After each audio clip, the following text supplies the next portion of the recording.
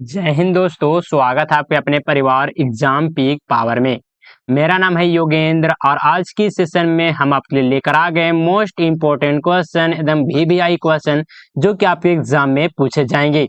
तो इस सेशन को आप लोग अंतिम तक जरूर देखें, एक सेकेंड के लिए भी स्किप ना करें। आपके लिए सेशन, आपके एग्जाम के लिए सेशन बहुत ही महत्वपूर्ण होने वाला है।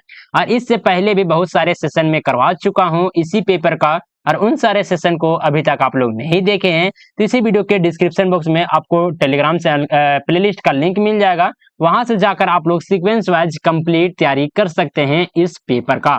तो चलिए हम लोग देखते हैं क्वेश्चन में पूछा क्या जा रहा है, उसको हम लोग समझते हैं। सबसे पहले तो हर्षवर्धन की विजयों की विवेचना करें, यानी कि जो हर्षवर्धन थे उनके कौन कौन सी विजय थे, यानी कि कौन कौन सी उनकी जीत थी, उसके बारे में हमको बतलाना है। तो चलिए इसका उत्तर जो कि यहाँ से स्टार्ट हो जाता है, और आप लोग प्रयास कीजिएगा किसी तरह से पॉइंट बना बना कर ही उत्तर लिखें। हम लोग इसमें लिखेंगे हर्षवर्धन का शासनकाल कब से कब तक था, तो 606 से लेकर 647 ईस्वी तक था। भारतीय इतिहास में एक महत्वपूर्ण शासक थे।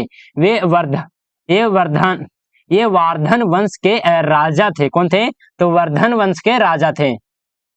आप लोग ध्यान में रखिएगा इन सारे पॉइंट को। उनका साम्राज्य उत्तरी भारत में अधिकांश हिस्सों में फैला हुआ था। जो हर्षवर्धन का जो साम्राज्य था वो किधर फैला हुआ था, तो भारत के उत्तरी भारत में अधिकांश हिस्सा इनका फैला हुआ था, उनका साम्राज्य का। हर्षवर्धन की विजयों की विवेचना उनके जीवन काल की महत्वपूर्ण घटनाओं और उनके द्वारा जीते गए युद्धों के माध्यम से की जा सकती है।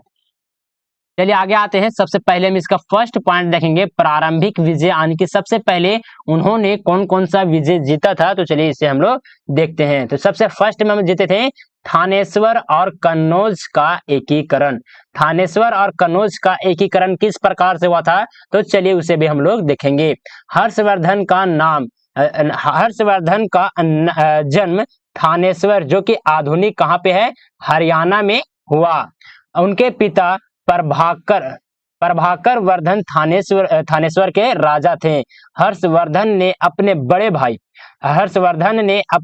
भाई राज्यवर्धन की क्या की, तो हत्या के बाद सिंहासन ग्रहण किया। उनके प्रारंभिक काल में हर्ष के कन्नौज के राजा कौन थे, तो ग्रहवर्मन की हत्या का बदला लिया और कन्नौज को अपने साम्राज्य में क्या किया, तो शामिल किया। चलिए आगे आते हैं। अगले पॉइंट में हम लोग देखेंगे। नेक्स्ट पॉइंट आ जाता है मालवा पर विजय। किस प्रकार से हर्षवर्धन ने मालवा पर विजय किया था, तो चलिए इसे भी हम लोग समझते हैं। मालवा के राजा देवगुप्त ने हर्षवर्धन के परिवार पर क्या किया, तो आक्रमण किया था।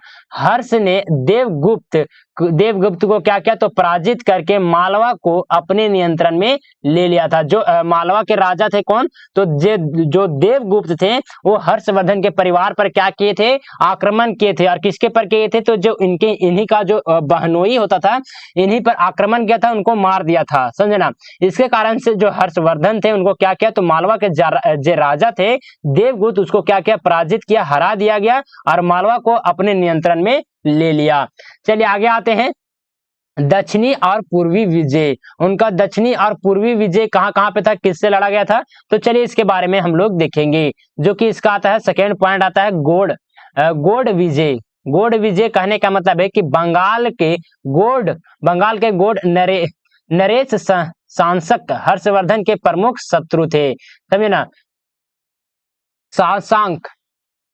शशांक ने हर्ष के भाई और कन्नौज के राजा ग्रहवर्धन की हत्या की थी। हर्ष ने शशांक पर आक्रमण किया और उसे हराया, जिससे गौड़ प्रदेश उनके अधीन में आ गया था। चलिए इसी प्रकार से आप लोग थोड़ा सा यहाँ पे कुछ इंपॉर्टेंट फैक्ट बन जाते हैं, उसको याद करने की जरूरत है। थोड़ा सा हम उतना विस्तार में आपको समझा नहीं सकते हैं, अगर आपको हम समझाएं तो बहुत ही ज्यादा सेशन लंबा हो जाएगा। थोड़ा सा पॉइंट को आप लोग ध्यान में रखते हुए चलिएगा। आप लोग नोट कर लीजिएगा या फिर पीडीएफ से रिविजन कर लीजिएगा। अगर आप लोग पीडीएफ लेना चाहते हैं तो आप लोग इस नंबर पे कॉन्टेक्ट कर सकते हैं, जो कि नंबर है 94 30 70 2606। आप लोग इस नंबर पे व्हाट्सएप मैसेज के जरिए हमसे कांटेक्ट कर सकते हैं। और अभी तक आप लोग इस सेशन को लाइक नहीं किए हैं तो पहले तो सेशन को लाइक कीजिए, अपने दोस्तों के साथ शेयर कीजिए, ज्यादा से ज्यादा अपने क्लासमेट के साथ, और चैनल को जरूर जरूर सब्सक्राइब करके बेल आइकन को ऑल पर प्रेस कर दीजिए। इसी तरह से आप लोग को इंपॉर्टेंट क्वेश्चन हमेशा मिलते रहेगा, समझे। तो चलिए आते हैं अपने पॉइंट पर आते हैं। पॉइंट नंबर 4 में हम देखेंगे पूर्वी भारत की विजय। पूर्वी भारत की विजय किस प्रकार से थी? तो हर्ष ने मगध, उड़ीसा और कांगड़ा पर विजय प्राप्त की। उन्होंने इन क्षेत्रों में अस्थायी शासन स्थापित की, यानी कि जब से ये क्षेत्रों में विजय प्राप्त की उस समय से हमेशा ये शासन करते रहे, उसी को कहते हैं अस्थायी शासन स्थापित किया। और अपनी शक्ति को क्या किया? तो मजबूत किया। चलिए आगे आते हैं। पश्चिमी और उत्तरी विजय, यानी कि भारत के जो पश्चिमी और उत्तरी विजय किन किन राजाओं से लड़े थे, तो चलिए इसे भी हम लोग देखेंगे। जो क्या आता है इस पॉइंट में हम लोग देखेंगे पंजाब और सिंध की विजय। पंजाब और सिंध की विजय किस प्रकार से था? तो हर्षवर्धन ने पंजाब और सिंध के विभिन्न छोटे राज्यों को भी अपने साम्राज्य में क्या किया? तो शामिल कर दिया। यानी कि जो भी हर्षवर्धन ने पंजाब और सिंध के जितने भी छोटे छोटे राज्य थे, जो उनके शासक थे, उनको क्या किया? तो पराजित किया और उन राज्यों को अपने साम्राज्य में शामिल किया था। चलिए आगे देखेंगे, अगले पॉइंट में आ जाते हैं। पॉइंट नंबर 6 में देखेंगे कश्मीर और नेपाल की विजय। कश्मीर और नेपाल की विजय किस प्रकार से थी? तो हर्षवर्धन ने कश्मीर और नेपाल पर भी आक्रमण करके उन्हें अपने अधीन किया, समझे। अब चलिए देखते हैं विजय की विशेषताएं। यानी कि हर्षवर्धन ने इतने सारे मतलब कि इतने सारे युद्ध को जीते थे, इनकी कौन कौन सी विशेषताएं थी जो कि इनको इस तरह का काबिल शासक बनाते हैं। तो चलिए इसको जो कि हम लोग देखेंगे फर्स्ट पॉइंट में आता है। फर्स्ट पॉइंट में हम लोग देखेंगे रणनीति कौशल, यानी कि हर्षवर्धन ने युद्ध में अपनी कुशल रणनीति और सैन्य क्षमता का प्रदर्शन किया। उन्होंने सेना को क्या किया? संगठित किया, यानी कि एकजुट किया, और उन्हें प्रभावी तरीके से क्या किया? नेतृत्व किया। चलिए आगे आते हैं। अगले पॉइंट में हम लोग देखेंगे राजनयिक संबंध। राजनयिक संबंध किस प्रकार से था? तो हर्ष ने कई शक्तिशाली राजाओं से मित्रता की और अपनी राजनीतिक शक्ति को क्या किया? तो मजबूत किया। देखिए थोड़ा सा यहाँ पे लगता है कि मिस यहाँ पे टाइपिंग, यहाँ पे राजनीतिक नहीं होगा, यहाँ पे हो जाएगा राजनीतिक संबंध, समझे ना। थोड़ा सा यहाँ पे मिस टाइपिंग है तो थोड़ा सा आप लोग मैनेज कर लीजिएगा। राजनीतिक संबंध किस प्रकार से था? तो हर्षवर्धन ने कई शक्तिशाली राजाओं को क्या किया? तो मित्र बना लिया, यानी कि दोस्त बना लिया, और अपनी राजनीतिक स्थिति को भी क्या किया? मजबूत किया। चलिए आगे देखेंगे। अगले पॉइंट में हम लोग देखेंगे धार्मिक सहिष्णुता।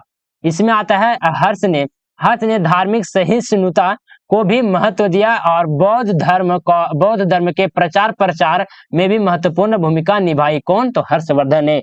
देखिए सहिष्णुता का कहने का अर्थ होता है ना कि सभी धर्मों को सम्मान देना, सभी धर्मों को अपने अपने जो प्रजा हैं उनको अपने अपने धर्म मानने की आजादी देना, स्वतंत्र देना, समझे। इस प्रकार के जो भी शासक होते हैं उनको कहा जाता है धार्मिक सहिष्णुता, समझे। तो आप लोग ध्यान में रखिएगा इन सारे पॉइंट को, और इन सारे पॉइंट को आप लोग पॉइंट बना कर ही अपने आंसर शीट में लिखिएगा।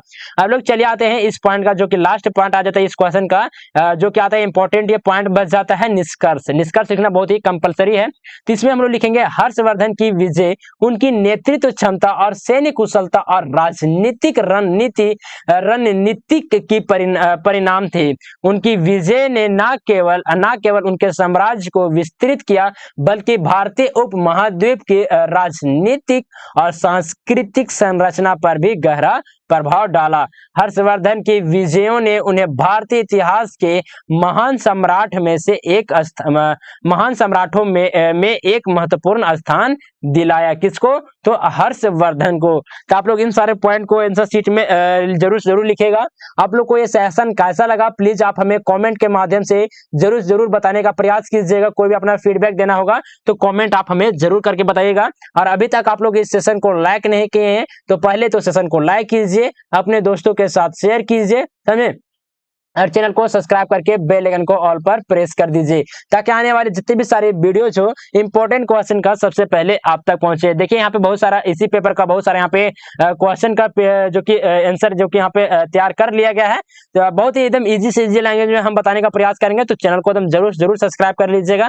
आपको एकदम कहानी के टाइप में समझ में आ जाएगा, कोई भी ज्यादा आपको रटने की जरूरत नहीं होगा।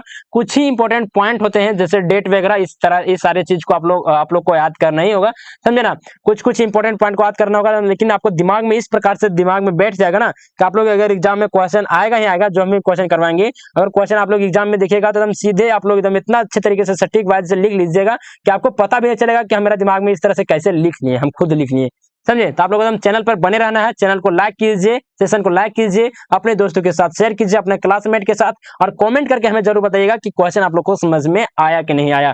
और जिन भी स्टूडेंट को अगर आप लोग पेड पीडीएफ चाहते हैं डाउनलोड करना, तो आप लोग इस नंबर पे कॉन्टेक्ट कर सकते हैं, जो कि नंबर है 94 30 70 2606। आप लोग इस नंबर पे व्हाट्सएप मैसेज के जरिए हमसे कांटेक्ट कर सकते हैं, जो कि आपको ये नंबर आपको स्क्रीन पर भी शो हो रहा होगा, समझे। तो इस नंबर पे आप लोग व्हाट्सएप मैसेज कीजिए, और साथ ही साथ आपको व्हाट्सएप ग्रुप में भी ज्वाइन करने का लिंक आपको भेज दिया जाएगा, ताकि भविष्य में कुछ भी डाउट वगैरह होता है तो आप हमसे साझा कर सकते हैं। और जो भी स्टूडेंट टेलीग्राम चैनल को ज्वाइन नहीं किए तो टेलीग्राम चैनल को भी ज्वाइन कर लीजिए, इसी वीडियो के डिस्क्रिप्शन बॉक्स में टेलीग्राम चैनल का लिंक दिया हुआ है। तो चलिए सेशन को इंड अप करते हैं, मिलते हैं आप लोग से एक नए सेशन में, तब तक के लिए जय हिंद, वंदे मातरम।